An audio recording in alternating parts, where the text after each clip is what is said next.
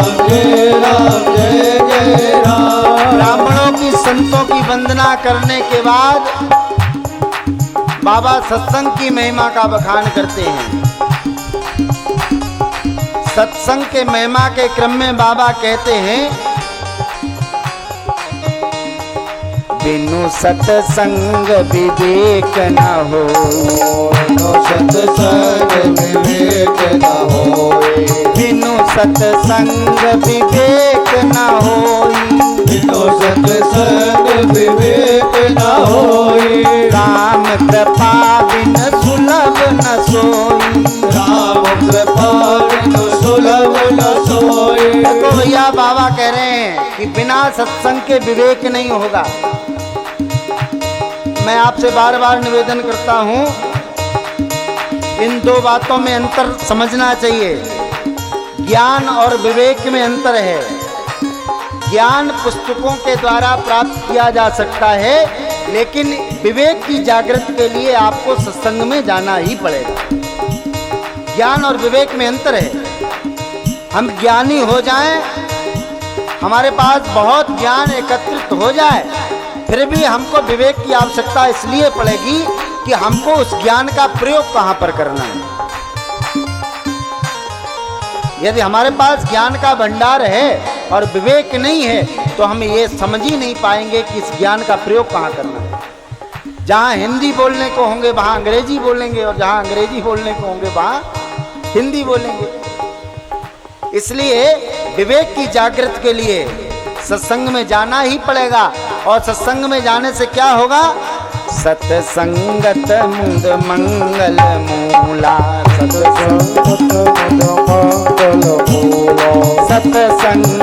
मुद मंगल मूला, सत्संगत मुद मंगल मूला, सोई फल सिद्ध सब साधन भूला, सोई फल सिद्ध सब साधन भूला। सत्संग में जाने से होता क्या है? गोस्वामी जी का आप दर्शन करिए चौपाई का। सठ सुधरई सत्संगत पाई, सत सत्संगत पाई, सठ सुधरई सत्संगत पाई, सत सुधरई सत्संगत पाई, पारस परस कुधात सुहाई, पारस परस कुधात सुहाई, पारस परस कुधात सुहाई, पारस परस कुधात सुहाई। गोस्वामी जी कहते हैं, सठ सुधरई सत्संगत पाई, सत सुधरई सत्संगत पाई। मूर्ख से मूर्ख व्यक्ति हो ना, कितना भी मूर्ख व्यक्ति हो, सत्संग पा करके वो भी ज्ञानी हो जाता है। पारस मणि के विषय में कहा जाता है कि पारस मणि को यदि लोहे से स्पर्श करा दो तो लोहे को सोना बना देती है पारस। अच्छा, जैसे पारस मणि को किसी लोहे में स्पर्श कराया तो वो लोहा सोना बन गया, लेकिन यदि उस लोहे को आप किसी से स्पर्श कराओगे तो वो सोना नहीं बनेगा। बात समझने का प्रयास करिए।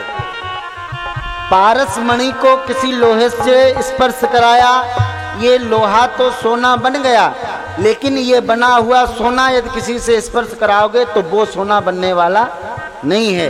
लेकिन सत्संग की महिमा, सत्संग में यदि मूर्ख व्यक्ति भी आ गया और उसने सत्संग किया, विवेक जागृत हो गया, तो वो जितनों को चाहेगा उतनों को विवेकवान कर देगा। सट सुधरई सत्संगति पाई, पारस परस कुधात सुहाई। ऐसी है सत्संग की महिमा। इसलिए हम आपसे निवेदन करें कि भगवान महाकाल ने ये अवसर दिया है तो हम और आप इस अवसर से चूके नहीं। क्यों? कि ये है